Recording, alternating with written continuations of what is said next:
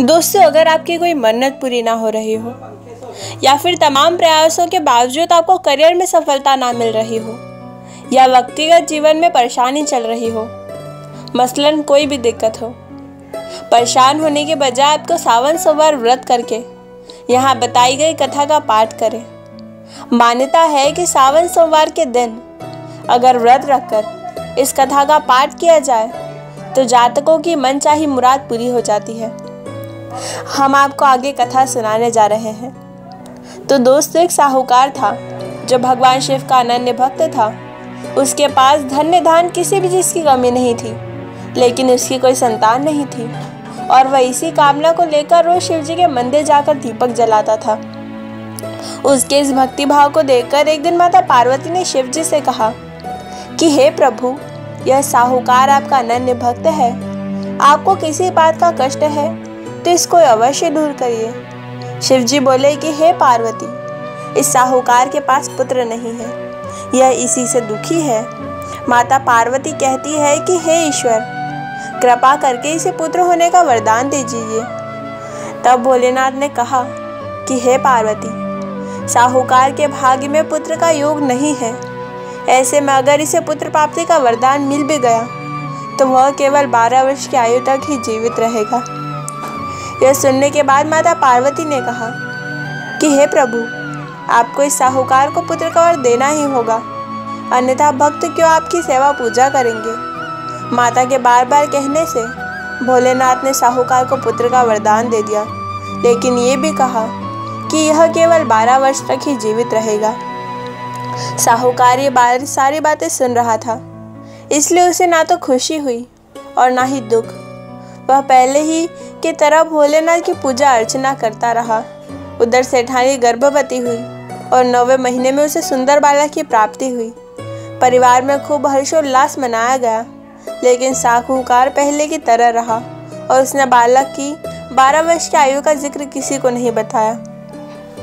जब बालक 11 वर्ष की आयु के हो गया तो एक दिन साहूकार की सेठानी ने बालक के विवाह के लिए कहा, तो साहूकार ने कहा कि वह भी बालक को पढ़ने के लिए काशी जी भेजेंगे।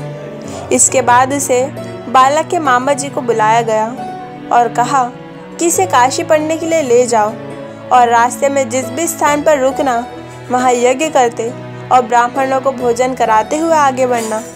उन्होंने भी इसी तरह करते हुए रास्ते में एक राजकुमारी का विवाह था जिससे उनका विवाह होना था। वह एक आँख से काना था। तो उसके पिता ने जब अति सुंदर साहूकार के बेटे को देखा तो उनमें मन में आया कि क्यों न इसी से घोड़े पर बिठाकर शादी के कार्य संपन्न करा लिए जाए। तो उन्होंने मामा से बात कही कि और कहा कि इसलिए के बदले में वह उन्हें अथाह धन देंगे। तो वह भी राजी हो गए। इसके बाद साहूकार का बेटा विवाह की बेदी पर बैठ गया और जब विवाह कार्य संपन्न हो गए तो जाने से पहले उसने राजकुमारी की चुनरी के पल्लू पर लिखा कि तेरा विवाह तो मेरे साथ हुआ, लेकिन जिस राजकुमार के साथ में भेजेंगे वह तो एक आँख से काना है। इसके बाद वह अपने मामा के साथ काशी के लिए चला गया। उधर जब राजकुमारी ने अपनी चुनरी पर लिखा हुआ पाया तो उसने राजकुमार के साथ जाने से मना कर दिया। तो राजा ने भी अपनी पुत्री को बारात के साथ विदा नहीं किया। बारात वापस लौट गई। उधर मामा और भांजे काशी जी पहुंच गए।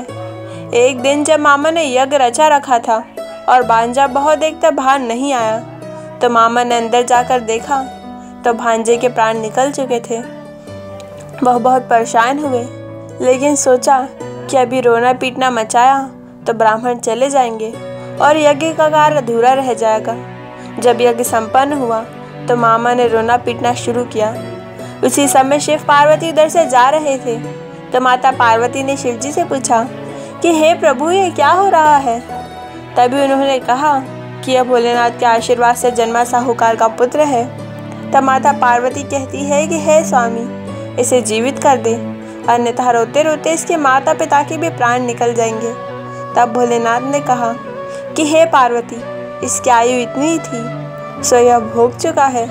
लेकिन माँ के बार बार आग्रह करने पर भोलेनाथ ने उसे जीवित कर दिया। लड़का ओम नमः शिवाय करते हुए फिर से जी उठा और मामा भांजे ने ईश्वर को धन्यवाद दिया और अपनी नगरी की ओर लौटे। रास्ते में वही नगर पड़ा और राजकुमारी ने उसे पहचान लिया। तब राजा ने राजकुमारी को साहूकार के बेटे के साथ बहुत सारे धन धान्य के साथ विदा कर दिया। उधर साहूकार और उसकी पत्नी छत पर बैठे थे। उन्होंने यह प्रण कर रहा था कि यदि उनका पुत्र सकुशल ना लौटा तो वह भी छत से कूद के अपने प्राण दे देंगे।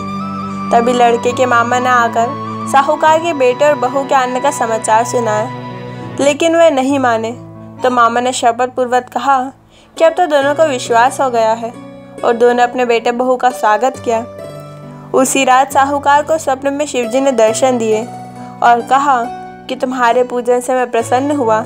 इसी प्रकार जो भी व्यक्ति इस कथा को पढ़ेगा या सुनेगा उसके समस्त दुख दूर हो जाएंगे और मनोवांछित सभी कामनाओं की पूर्ति होगी। दोस्तों, ये कथा आपको कैसी लगी हमें कमेंट बॉक्स में ज़रूर बताइएगा। धन्यवाद।